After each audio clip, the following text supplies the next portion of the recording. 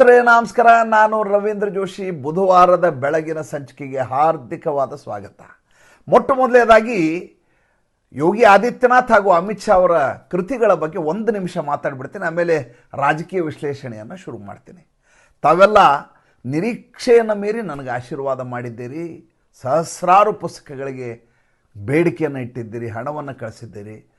ಹುಬ್ಬಳ್ಳಿಯ ಕೊಪ್ಪಿಕರ್ ರಸ್ತೆಯ ಸಾಹಿತ್ಯ ಪ್ರಕಾಶನವರು ಅತ್ಯಂತ ನಿಷ್ಠೆಯಿಂದ ದಕ್ಷತೆಯಿಂದ ಪ್ರತಿ ಬಂಡಲ್ಗಳನ್ನು ಸಿದ್ಧಪಡಿಸಿ ನಿನ್ನೆ ಎಲ್ಲರಿಗೂ ರವಾನಿಸಿದ್ದಾರೆ. ಬಹುಶಃ ಇವತ್ತು ಅಥವಾ ನಾಳೆ ಈ ಪುಸ್ತಕಗಳು ನಿಮ್ಮ ಕೈ ಸೇರಲಿವೆ.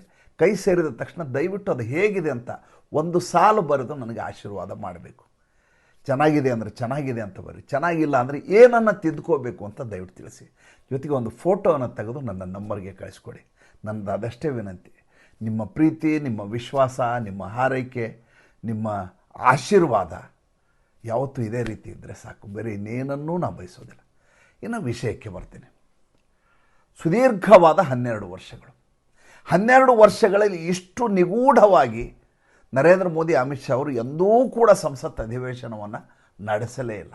ಗಮನಿಸ್ತಾ ಬನ್ನಿ. ನಾನು ಪ್ರತಿ ದಿವಸ ಪ್ರತಿ ಮಜಲುಗಳನ್ನು, ಪ್ರತಿ ಧಡಕಿಯನ್ನು, ಪ್ರತಿ ಆಯಾಮವನ್ನು ಅಧಿವೇಶನದ ಸಂದರ್ಭದಲ್ಲಿ ಬಿಟ್ಟು ಬಿಡದೆ ನೋಡುವಂಥ ವ್ಯಕ್ತಿ. ಬೇರೆ ಯಾವ ಕೆಲಸವನ್ನು ಆ ಸಂದರ್ಭದಲ್ಲಿ ಮಾಡಲಿಕ್ಕೆ ಸಾಧ್ಯವೇ ಆಗೋದಿಲ್ಲ. ಏಕೆಂದರೆ ಏನೇನು ವ್ಯತ್ಯಾಸಗಳಾಗಬಹುದು ಎನ್ನುವಂಥ ಆಲೋಚನೆಯಲ್ಲಿ ಪ್ರತಿ ಕ್ಷಣವನ್ನು ನಾವು ಇಕ್ಕಲಾರದೆ ನೋಡುವಂಥ ಜನ. ಆದರೆ ಈ ಬಾರಿ ಸರ್ಕಾರ ಎಷ್ಟು ನಿಗೂಢವಾಗಿ, ಎಷ್ಟು ವಿಲಕ್ಷಣವಾಗಿ ಸಂಸತ್ ಅಧಿವೇಶನವನ್ನು ನಡೆಸಿದೆ ಅಂದರೆ, ಇವತ್ತಿನ ಅಧಿವೇಶನ ಏನಿರುತ್ತೆ, ಬಿಸ್ನೆಸ್ ಲಿಸ್ಟ್ ಏನಿದೆ ಅನ್ನೋದು ನಮ್ಗೆ ಇನ್ನೂ ತನಕ ಗೊತ್ತಿಲ್ಲ. ಅಂದರೆ ಇವತ್ತು ಏನಾಗತ್ತೆ ಅನ್ನೋದರ ಕಲ್ಪನೆಯೇ ಇರೋದಿಲ್ಲ. ಅಂತಂದರೆ ಯಾವ ದಿಕ್ಕಿನತ್ತ ನಾವು ಹೋಗ್ತಾ ಇದ್ದೀವಿ ಅಂತ ಒಂದು ಕ್ಷಣ ಬೇಸರ ಆಗತ್ತೆ, ವಿಷಾದ ಆಗತ್ತೆ. ಮತ್ತು ನಾವು ರಾಜಕೀಯವನ್ನು ಯಾವ ದಿಕ್ಕಿನತ್ತ ಕರ್ಕೊಂಡು ಹೋಗ್ತಾ ಇದ್ವಿ ಅನ್ನೋದು ನಿಜಕ್ಕೂ ನಮಗೆ ಚಿಂತೆಗೀಡು ಮಾಡುವಂಥ ವಿಚಾರ.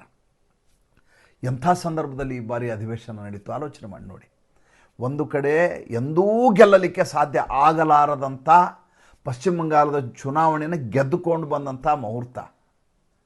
ಮತ್ತೊಂದು ಕಡೆ ಒಂದಕ್ಕಿಂತ ಒಂದು ಚಾಲೆಂಜಿಂಗ್ ಆದಂಥ, ಸವಾಲಾಗುವಂಥ FCRA, ಡಿಲಿಮಿಟೇಷನ್, ಮಹಿಳಾ ಮೀಸಲಾತಿ ಅಂತ ಬಿಲ್ಗಳು ಮಂಡನೆ ಆಗಬೇಕಾದಂಥ ಸಂದರ್ಭ.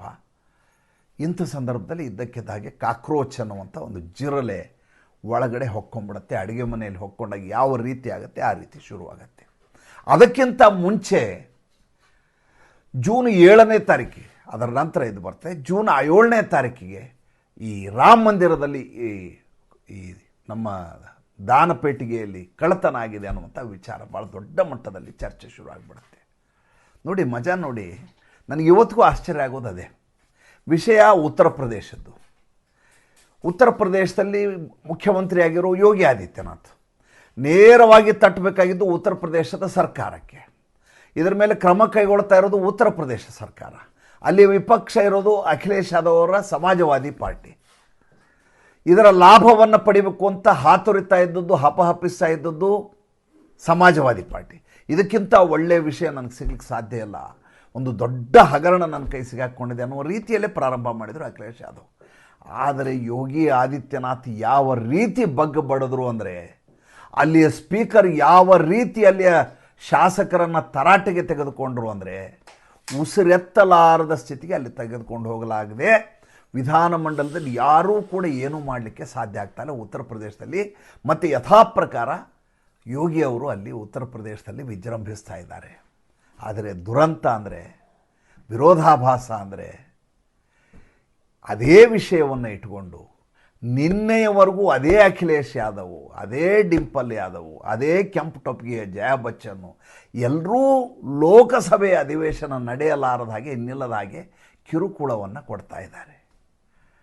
ಇನ್ನು ನಮ್ಮ ವೃದ್ಧ ತರುಣ ರಾಹುಲ್ ಗಾಂಧಿ ಈ ಬಾರಿಯ ಸಂಸತ್ ಅಧಿವೇಶನವೇ ನಡೆಯಬಾರದು ಅನ್ನುವ ರೀತಿಯಲ್ಲಿ ಹಠ ತೊಟ್ಟು ರಚ್ಚಿಗೆದ್ದಂಥ ಮಗುವಿನ ರೀತಿಯಲ್ಲಿ ಪ್ರತಿ ದಿವಸ ಒಂದಿಲ್ಲ ಒಂದು ಹೊಸ ವಿವಾದವನ್ನು ಸೃಷ್ಟಿ ಮಾಡ್ತಾ ಒಂದೇ ಒಂದು ದಿನ ಅಧಿವೇಶನ ನಡೆಯಲಾರದ ಹಾಗೆ ಮಾಡುವಲ್ಲಿ ಯಶಸ್ವಿಯಾಗಿದ್ದಾನೆ. ಇವತ್ತು ಅಧಿವೇಶನದೇ, ಇವತ್ತು ನಾಳೆ 2 ದಿವಸ ಇದೆ. ಭಾಳ ಪ್ರಮುಖವಾದಂಥ 2 ದಿನಗಳು. ನಿನ್ನೆಯೂ ಕಿರಣ್ ರಿಜಿಜು ಅದೇ ಮಾತನ್ನು ಹೇಳಿದರು. ಮೊನ್ನೆ ಏನಂತ, ಮಂಗಳವಾರ ದಿವಸ ಅಮಿತ್ ಶಾ ಉತ್ತರ ಕೊಡ್ತಾರೆ, ಯಾರು ಎದ್ದು ಹೋಗಬಾರ್ದು, ಯಾರು ಗಲಾಟೆ ಮಾಡಬಾರ್ದು, ನೀವು ಕೇಳಿದ್ದೇನು? ಸ್ಟೇಟ್ಮೆಂಟ್ ಕೇಳಿದ್ರಿ. ಆದರೆ ನಾವೇನು ಮಾಡ್ತಾ ಇದ್ದೀವಿ? ಸ್ಟೇಟ್ಮೆಂಟ್ ಕೊಡ್ತಾ ಇಲ್ಲ. ಸ್ಟೇಟ್ಮೆಂಟ್ ಅನ್ನೋದು ಕೇವಲ ಹೇಳಿಕೆ ಆಗುತ್ತೆ. ಹೇಳಿಕೆ ಅಂದರೆ ಅದು ಫಾರ್ಮಲ್ ಆಗುತ್ತೆ. ಒಂದು ಹೇಳಿಕೆಯನ್ನು ಕೊಟ್ಟು ಗೃಹ ಸಚಿವರು ಸುಮ್ಮನೆ ಕೂತ್ಕೋತಾರೆ. ನಾವು ಹಾಗಲ್ಲ, ನಾವು ಚರ್ಚೆಗೆ ರೆಡಿ ಇದ್ದೀವಿ ಅಂಥೇಳಿ ಸ್ವತಃ ಹೇಳಿದ ಮೇಲೆ ನಿನ್ನೆ ಇಡೀ ದಿವಸ ಜಂಗಿ ಕುಸ್ತಿ ಮಾಡಿದರು. ನಾನು ನಿಮ್ಗೆ ಅದ್ರ ಬಗ್ಗೆ ಹೇಳಿದ್ದೀನಿ. ಪ್ರಿಯಾಂಕಾ ವಾಡ್ರಾ ಬಂದರು ಸಂಸತ್ತಿನ ಮಾಧ್ಯಮದವರು ಎದುರಿಗೆ. ಈ ಕಡೆಯಿಂದ ರಾಹುಲ್ ಗಾಂಧಿ ವಿರುದ್ಧ ಘೋಷಣೆಯನ್ನು ಆಡಳಿತ ಪಕ್ಷದವ್ರು ಕೊಡ್ತಾಯಿದ್ರು. ಕಹಾ ಹೈ ರಾಹುಲ್ ಗಾಂಧಿ, ಕಹಾ ಹೈ, ಲಾಪತಾ ಹೈ, ಭಾಗ್ ಗಯಾ ಹೈ ಅಂತೆಲ್ಲ ಹೇಳ್ತಾಯಿದ್ರು. ಪ್ರಿಯಾಂಕಾ ವಾಡ್ರಾ ಹೇಳ್ತಾರೆ ಜಾರ್ಖಂಡ್ಗೆ ಹೋಗಿದ್ದಾರೆ ರಾಹುಲ್ ಗಾಂಧಿ ಅಂತ ಸುಳ್ಳು ಹೇಳ್ತಾರೆ. ನಿನ್ನೆ ಇಡೀ ದಿವಸ ಜಾರ್ಖಂಡ್ನ ವಿದ್ಯಮಾನಗಳನ್ನು ನಾನು ಇಂಚಿಂಚು ಗಮನಿಸಿದ್ದೀನಿ. ರಾಹುಲ್ ಗಾಂಧಿಯ ನಾಪತ್ತೆ. ಆತನ ಅಜೆಂಡಾ ಯಶಸ್ವಿ ಆಯಿತು. ಅಧಿವೇಶನ ನಡೆಯಲಾರ್ದಾಗಿತ್ತು. ಆತನಿಗೆ ಬೇಕಾಗಿದ್ದು ಅಷ್ಟೇ ಆಗಿತ್ತು. ಆತ ಯಾವುದೇ ವಿಪಕ್ಷ ನಾಯಕನಾಗಿ ಕ್ರಿಯಾತ್ಮಕವಾಗಿ ತನ್ನ ಸಾಮರ್ಥ್ಯವನ್ನು ತೋರಿಸಬೇಕು ಅನ್ನುವಂಥ ಆಲೋಚನೆಯನ್ನಿರಲಿಲ್ಲ. ನರೇಂದ್ರ ಮೋದಿ ಅವರನ್ನು ವಿಫಲಗೊಳಿಸಬೇಕಾಗಿದ್ದು ಅವನ ಏಕಮೇವ ಅಜೆಂಡಾ ಆಗಿತ್ತು. ಅದನ್ನು ನಿನ್ನೆಯವರೆಗೂ ಯಶಸ್ವಿಯಾಗಿ ನಿರ್ವಹಿಸಿದ. ಹಾಗಾದರೆ FCRA ಏನು? FCRA ಬಗ್ಗೆ ನಾನು 3 ದಿವಸದಿಂದ ನಿರಂತರವಾಗಿ ಹೇಳ್ತೇನೆ. ಇದನ್ನು ತೆಗೆದುಕೊಂಡೋಗಿ ಜಾಯಿಂಟ್ ಪಾರ್ಲಿಮೆಂಟ್ರಿ ಕಮಿಟಿಗೆ ಹಾಕ್ತಾರೆ, ಮಂಡನೆ ಮಾಡ್ತಾರೆ. ಮಂಡನೆ ಮಾಡಿದ ತಕ್ಷಣ ಇದನ್ನು ಜಂಟಿ ಸಂಸದೀಯ ಸಮಿತಿ ಕೊಟ್ಕೊಂಡು ಅಲ್ಲಿ ಸದಸ್ಯರಿರ್ತಾರೆ, ಮಾಡ್ತಾರೆ ಅಂತ ಹೇಳಲಾಗತ್ತೆ. ಯಾವುದು ಕೇವಲ ಸಂಖ್ಯಾದೃಷ್ಟಿಯಿಂದ ಮೆಜಾರಿಟಿಯಲ್ಲಿ ಪಾಸಾಗಿ ಹೋಗಬಹುದಾಗಿತ್ತು. ಹೇಗೆ ಕೇರಳ ಇದ್ದದ್ದನ್ನು ಕೇರಳಂ ಅಂತ ನಿನ್ನೆ ಧ್ವನಿಮತದ ಮೂಲಕ ಅಂಗೀಕಾರ ಮಾಡಲಾಯಿತು, ಅಷ್ಟೇ ಸುಲಭವಾಗಿ ಆಗಬಹುದಾದಂಥ ಬಿಲ್ಲು. ಆ ಬಿಲ್ಲನ್ನು ಕೂಡ ಪಾಸ್ ಮಾಡಿಸ್ಕೊಳ್ಳಿಕ್ಕೆ ಸಾಧ್ಯ ಆಗಲಾರದ ಸ್ಥಿತಿ. ಎಂಥ ಸ್ಥಿತಿಗೆ ಬಂದು ಕೂತಿದ್ದೇವೆ ನಾವು. ಅದಾದ ಮೇಲೆ ಈ ಸಂಸತ್ ಸದಸ್ಯರು ತಮ್ಮ ತಮ್ಮ ಕಾರ್ಯಕ್ಷೇತ್ರಕ್ಕೆ ಹೋಗಿ ಜನರಿಗೆ ಹೇಗೆ ಮುಖ ತೋರಿಸ್ತಾರೆ, ಹೇಗೆ ಚುನಾವಣೆಯನ್ನು ಸ್ಪರ್ಧಿಸ್ತಾರೆ. ಜೊತೆಗೆ ಈ ರೀತಿಯ ವಿದ್ಯಮಾನ ನಡೆದಿರುವುದರಿಂದ ಯಾರನ್ನು ತೀವ್ರವಾಗಿ ನರೇಂದ್ರ ಮೋದಿ, ಅಮಿತ್ ಶಾ ಎಲ್ಲರನ್ನ ಏನೋ ಒಂದು ಚೂರು ನಿರೀಕ್ಷೆ ಮಾಡಿ ನಿರಪೇಕ್ಷವಾಗಿ ಅವ್ರನ್ನ ಪ್ರೀತಿಸ್ತು. ಅವರಿಗೆ ಕೂಡ ಯಾಕೆ ಹಿಂಗೆ ಆಗ್ತಾ ಇದೆ ಅನ್ನುವಂಥ ಒಂದು ಕ್ಷಣದ ಬೇಸರ ಉಂಟಾಗುವುದರಲ್ಲಿ ಅಚ್ಚರಿ ಏನಿಲ್ಲ. ಆದರೆ ಇವತ್ತು ನಡೆಯುವ ಸಂಸತ್ ಅಧಿವೇಶನದ ಬಗ್ಗೆ ಈ ಕ್ಷಣವೂ ಕೂಡ ನಾನು ತುಂಬ ಆಶಾದಾಯಕವಾಗಿದ್ದೇನೆ. ಏಕೆಂದರೆ ಭಗವಾನ್ ಕಿ ಘರ್ ಮೇ ದೇರ್ ಹೈ ಅಂಧೇರ್ ನಹಿ. ಭಗವಂತನ ಮನೆಯಲ್ಲಿ ಭಗವಂತನ ಮನೆ ಮುಟ್ಲಿಕ್ಕೆ ತಡ ಆಗ್ಬೋದು, ಅಲ್ಲಿ ಕತ್ಲು ಮಾತ್ರ ಇರೋಲ್ಲ, ಕಾರ್ಗತ್ತಲ್ಲಿ ಇರೋದಿಲ್ಲ ಅಂತ. ಅಂದರೆ ಸಾಕ್ಷಾತ್ಕಾರ ಆಗೇ ಆಗತ್ತೆ ಅಂತ. ಅದೇ ಆಲೋಚನೆಯಲ್ಲಿ ನಾವು 12 ವರ್ಷ ಕಳೆದವರು. 12 ವರ್ಷಗಳಲ್ಲಿ ಚಾರಿತ್ರಿಕವಾದಂಥ ಬೇಕಾದಷ್ಟು ಪ್ರಕರಣಗಳನ್ನು ನೋಡಿದವರು. ಒಂದು ಮ್ಯಾಚನ್ನು ಸಚಿನ್ ತೆಂಡೂಲ್ಕರ್ ಚೆನ್ನಾಗಿ ಆಡಲಿಲ್ಲ ಅಂದ ತಕ್ಷಣ ಆತ ಕ್ರಿಕೆಟರೇ ಅಲ್ಲ, ಆತ ಬ್ಯಾಟ್ಸ್ಮನ್ನೇ ಅಲ್ಲ ಅಂತ ಹೇಳಲಿಕ್ಕೆ ಆಗೋದಿಲ್ಲ. ಆ ದೃಷ್ಟಿಯಿಂದ ಸ್ವಲ್ಪ ಸಹನೆಯಿಂದ ಇವತ್ತಿನ ಲೋಕಸಭೆ ವಿದ್ಯಮಾನಗಳನ್ನು ನೋಡೋಣ. ನರೇಂದ್ರ ಮೋದಿಯವರು ನಿನ್ನೆ ಮಂಗಲ್ ಮಿಲನನ್ನು ಕಾರ್ಯಕ್ರಮ ಮಾಡಿದರು. ಅದರ ಬಗ್ಗೆ ನಿನ್ನೆ ಸಂಚಿಕೆಯಲ್ಲಿ ಹೇಳಿದ್ದೆ. ಅದರ ತದನಂತರ ಮತ್ತೆ ಯಥಾ ಪ್ರಕಾರ ಇನ್ಸ್ಟಾಗ್ರಾಮಿಗೆ ಬರ್ತಾರೆ 4ನೇ ಬಾರಿಗೆ ನರೇಂದ್ರ ಮೋದಿಯವರು. ಇನ್ಸ್ಟಾಗ್ರಾಮ್ನಲ್ಲಿ ಅವರು ಎಷ್ಟು ವೃತ್ತಿಪರವಾಗಿ ನಡ್ಕೊಂಡ್ರು ಅಂದರೆ ಹೇಗೆ ಸೆಲ್ಫಿಯಲ್ಲಿ ವಿಡಿಯೋ ಮಾಡಬೇಕು ಅನ್ನೋದನ್ನು ಉಳಿದ ನಮ್ಮಂಥವ್ರು ತೋರಿಸ್ಕೊಟ್ರು. ಅಷ್ಟು ಚೆನ್ನಾಗಿ ಮಾಡಿ ಹರ್ ಘರ್ ತಿರಂಗ ಅಂತ ಒಂದು ದೊಡ್ಡದಾದಂಥ ಕರೆಯನ್ನು ಭಾರತ ದೇಶಕ್ಕೆ ಕೊಟ್ಟಿದ್ದಾರೆ. ನಿನ್ನೆ ಮಂಗಲ್ ಮಿಲನ್ ಕಾರ್ಯಕ್ರಮದಲ್ಲಿ ಉಪಸ್ಥಿತರಿದ್ದಂಥ ಎಲ್ಲ NDA ಸದಸ್ಯರು ಕೂಡ ಕೈಯಲ್ಲಿ ಜೆಂಡಾ ಹಿಡ್ಕೊಂಡಿದ್ರು. ಎಲ್ಲರೂ ಭಾರತ್ ಮಾತಾ ಕಿ ಜೈ ಅಂತ ಇದ್ರು, ಒಂದೇ ಮಾತರಂ ಅಂತ ಇದ್ರು. ಸ್ವತಃ ನರೇಂದ್ರ ಮೋದಿ ಜೆಂಡಾ ಹಿಡ್ಕೊಂಡಿದ್ರು. ಅಲ್ಲಿಗೆ ಒಂದು ಹಂತಕ್ಕೆ NDA ದಷ್ಟಪುಷ್ಟವಾಗಿ ಸದೃಢವಾಗಿದೆ. ವಿಪಕ್ಷದವರ ಹಾರಾಟ ಚೀರಾಟಗಳಿಗೆ ನಿನ್ನೆ ಸರಿಯಾದಂಥ ಏಟನ್ನು ಅಫೆನ್ಸಿವ್ ಆಗಿ ಕೊಡಲಾಗಿದೆ. ಯಾವ ನರೇಂದ್ರ ಮೋದಿಯವರ ಸರ್ಕಾರ ಯಾವಾಗಲೂ ಡಿಫೆನ್ಸಿವ್ ಆಗಿರೋದು. ಪೆಗಸಿಸ್ಸು ನಾವು ಮಾಡಿಲ್ಲ, ಅದು ನಾವು ಮಾಡಿಲ್ಲ, ರಫೇಲ್ ಹಗರಣ ನಮ್ದಲ್ಲ ಅಂತ ಹೇಳೋರು ಉಲ್ಟಾ ಮೈ ಮೇಲೆ ಮುಗಿಬಿದ್ದು ಎಲ್ಲಿದ್ದ ನಿಮ್ಮ ರಾಹುಲ್ ಗಾಂಧಿ ಅಂತ ಗಲಾಟೆ ಶುರು ಮಾಡಿದ್ರು. ಎಲ್ರಿ ರಾಹುಲ್ ಗಾಂಧಿ ಬಂದಿದ್ದೀವಿ ಈಗ ಹೇಳಿ ಎಲ್ಲಿದ್ದಾರೆ ರಾಹುಲ್ ಗಾಂಧಿ ಅಂತ. ಮೊಟ್ಟ ಮೊದಲ ಬಾರಿಗೆ ಮಂಗಳವಾರ ನಿನ್ನೆ ಆಡಳಿತ ಪಕ್ಷದವರು ಬ್ಯಾನರ್ ರೆಡಿ ಮಾಡ್ಕೊಂಬಂದರು. ನನಗೆ ಸಮಾಧಾನ ಇತ್ತು. ಯಾವಾಗಲೂ ತಪ್ಪು ಮಾಡಲಾರದೆ ನಾನು ತಪ್ಪು ಮಾಡಿಲ್ಲ ಅಂತ ಹೇಳೋ ಬದಲು ತಪ್ಪು ಮಾಡಿದೀಯಾ ಅಂತ ಹೇಳಿದವನ ಮೇಲೆ ನೀವು ಆರೋಪ ಮಾಡೋದಿದೆಯಲ್ಲ, ಅದು ನಿಜವಾದ ನಾಯಕತ್ವ. ಈ ಬಾರಿ ಮೊದಲ ಬಾರಿಗೆ ಆಡಳಿತ ಪಕ್ಷ ಆ ಕೆಲಸವನ್ನು ಮಾಡಿದೆ. ಏನಾಗತ್ತೆ ಇವತ್ತು ಕಾದು ನೋಡೋಣ. ಭಾಳ ಮುಖ್ಯವಾದಂಥ ಪಶ್ಚಿಮ ಬಂಗಾಳದ 2-3 ವಿಚಾರಗಳನ್ನ ಹೇಳಿಬಿಡ್ತೀನಿ. ಪಶ್ಚಿಮ ಬಂಗಾಳದ ವಿಚಾರ ಹೇಳಿಲ್ಲ ಅಂದರೆ ನನಗೆ ಸಮಾಧಾನ ಇಲ್ಲ. ಅಭಿಷೇಕ್ ಬ್ಯಾನರ್ಜಿ ಆಗಸ್ಟ್ 5ನೇ ತಾರೀಕಿಗೆ ಕಲ್ಕತ್ತಾ ಹೈಕೋರ್ಟ್ನಲ್ಲಿ ಒಂದು ಕೇಸ್ ಹಾಕಿದ್ರು. ಏನಂತ, ನಾನು ವಿದೇಶ ಪ್ರವಾಸ ಮಾಡಬೇಕು, ನನ್ನ ಕಣ್ಣಿಗೆ ಭಾಳ ತೊಂದರೆ ಇದೆ, ನಾನು ಅಲ್ಲಿ ಹೋಗಿ ಚಿಕಿತ್ಸೆ ಮಾಡಿಸ್ಕೊಂಬರ್ಬೇಕು, ನಾನು ಕೊಡಿ ಅಂತ. ಕಲ್ಕತ್ತಾ ಹೈಕೋರ್ಟ್ ಹೇಳ್ತು, ಅಲ್ರಿ ಒಂದಕ್ಕಿಂತ ಒಂದು ಒಳ್ಳೊಳ್ಳೆ ಹಾಸ್ಪಿಟ್ಲ್ ಇದ್ದಾವೆ, ಇಲ್ಲಿ ಒಳ್ಳೆ ನೇತ್ರ ತಜ್ಞರಿದ್ದಾರೆ, ನೀವು ಫಾರಿನ್ಗೆ ಹೋಗಿ ಮಾಡಿಸ್ಕೊಳ್ಳೋದಕ್ಕೆ ಇಲ್ಲ ನಾನು ಟ್ರೀಟ್ಮೆಂಟ್ ಅಲ್ಲೇ ಆಗಬೇಕು ಅಂದಾಗ ಕಲ್ಕತ್ತಾ ಹೈಕೋರ್ಟ್ ಹೇಳುತ್ತೆ ಆಗಸ್ಟ್ 5ನೇ ತಾರೀಕು SSKM ಹಾಸ್ಪಿಟ್ಲಲ್ಲಿರುವಂಥ ತಜ್ಞರು ಯಾರಿದ್ದಾರೆ ಅವರ ಬಳಿ ನಿನ್ನ ಕಣ್ಣಿನ ಪರೀಕ್ಷೆ ಮಾಡಿಸೋಣ, ನೇತ್ರ ಪರೀಕ್ಷೆ, ಅದರ ವರದಿಯನ್ನು ತೆಗೆದುಕೊಂಡು ಬಾ, ಆ ವರದಿಯನ್ನು ತೆಗೆದುಕೊಂಡು ಬಂದಮೇಲೆ ನೀವು ವಿದೇಶಕ್ಕೆ ಹೋಗಬೇಕು ಬೇಡ ತೀರ್ಮಾನ ಮಾಡೋಣ ಅಂತ ಹೇಳ್ತಾರೆ. ನಿನ್ನೆ ಮತ್ತೆ ಕೋರ್ಟ್ಗೆ ಆಗಸ್ಟ್ 11ನೇ ತಾರೀಕು ಮತ್ತೆ ಹೋಗ್ತಾರೆ ಅಭಿಷೇಕ್ ಬ್ಯಾನರ್ಜಿ. ಹೋದ ಸಂದರ್ಭದಲ್ಲಿ ಕೋರ್ಟ್ ಹೇಳುತ್ತೆ, ಆತ ಹೇಳ್ತಾರೆ ನನ್ನ ಮೇಲೆ ತುಂಬ ಕೇಸ್ಗಳಿದ್ದಾವೆ, ಒಟ್ಟು 16 ಕೇಸ್ಗಳಿದ್ದಾವೆ, ಎಲ್ಲೆಲ್ಲಿ ಅಂತ ಓಡಾಡಲಿ, ನನ್ನನ್ನು ಯಾವಾಗ ಬೇಕಾದರೂ ಬಂಧಿಸ್ಬೋದು, ಆದ್ದರಿಂದ ನನಗೆ ವಿನಾಯಿತಿ ಕೊಡಿ ಅಂತ. ಅವಾಗ ಕೋರ್ಟ್ ಹೇಳುತ್ತೆ 16 ಕೇಸ್ಗಳಿರೋದ್ರಿಂದ ನಿನ್ನ ಮೇಲೆ ಬಲವಂತವಾಗಿ ನಿನ್ನನ್ನು ಬಂಧಿಸಬಾರದು ಅನ್ನುವಂಥ ಮಧ್ಯಂತರ ರಕ್ಷಣೆಯನ್ನು ಕಲ್ಕತ್ತಾ ಹೈಕೋರ್ಟ್ ಆತನ ನೀಡುತ್ತೆ. ಆಗಸ್ಟ್ 25ರವರೆಗೂ ಆತನನ್ನು ಬಂಧಿಸಲಿಕ್ಕೆ ಆಗೋದಿಲ್ಲ. ಈ ಸಂದರ್ಭದಲ್ಲಿ ಆತ ವಿದೇಶಕ್ಕೆ ಹೋಗಬಹುದಾ ಅದರ ಬಗ್ಗೆ ಜಿಜ್ಞಾಸೆ ಏನೂ ಇದೆ, ಅದು ಕ್ಲಿಯರ್ ಆಗಿಲ್ಲ. ಸುಪ್ರೀಂ ಕೋರ್ಟ್ನಲ್ಲಿ ಇದರ ಮೊಕದ್ದಮೆ ನಡೀಬೇಕು. ಈ ಮಧ್ಯೆ ಸುಪ್ರೀಂ ಕೋರ್ಟ್ನಲ್ಲಿ ನಿನ್ನೆ ಮಮತಾ ಬೇಗಂ ಮತ್ತೆ ಹಾಜರಾಗಿದ್ದರು. ಇದೇ ಕಪಿಲ್ ಸಿಬಲ್ ಬಂದಿದ್ದರು, ನಮ್ಮ ಹತ್ರ ದುಡ್ಡಿಲ್ಲ, ನಮಗೆ ದಯವಿಟ್ಟು ದುಡ್ಡು ಕೊಡಿ, ನಮ್ಮ ಅಕೌಂಟನ್ನು ಎನ್ಫೋರ್ಸ್ಮೆಂಟ್ ಡೈರೆಕ್ಟರೇಟ್ ಅವರು ಸೀಸ್ ಮಾಡಿದ್ದಾರೆ, ನಮ್ಮ ಟರ್ನ್ ಓವರ್ಗೆ ಆಗ್ತಾ ಇಲ್ಲ. ಇದೇ ಮಾತನ್ನು ಕಲ್ಕತ್ತಾ ಹೈಕೋರ್ಟಲ್ಲಿ ಹೇಳಿದ ಸಂದರ್ಭದಲ್ಲಿ ಕೋರ್ಟ್ ಹೇಳಿತು, ದೈನಂದಿನ ಖರ್ಚುಗಳನ್ನು ಮಾಡಲಿಕ್ಕೆ ಇವರಿಗೆ ದುಡ್ಡನ್ನು ಕೊಡಬೇಕು, ನಿಮ್ಮ TMC ಎಂಪ್ಲಾಯಿ ಸಿಬ್ಬಂದಿಗಳೇನಿದ್ದಾರೆ ಅದಕ್ಕೆ ದುಡ್ಡು ಕೊಡಬೇಕು, ನಿಮ್ಮ ಪ್ರವಾಸಕ್ಕೆ ದುಡ್ಡನ್ನು ಕೊಡಬೇಕು, ಅದಕ್ಕೊಬ್ಬರನ್ನ ನೇಮಕಾತಿ ಮಾಡ್ತೀವಿ, ಅವ್ರ ಖರ್ಚನ್ನು ನೋಡ್ಕೊಂಡು ಮತ್ತೆ ಸುಪ್ರೀಂ ಕೋರ್ಟ್ ಹೋದರು. ಕಲ್ಕತ್ತಾ ಹೈಕೋರ್ಟಲ್ಲಿ ಆಗಲಿಲ್ಲಲ್ಲ, ಸುಪ್ರೀಂ ಕೋರ್ಟ್, ಕಪಿಲ್ ಸಿಬಲ್.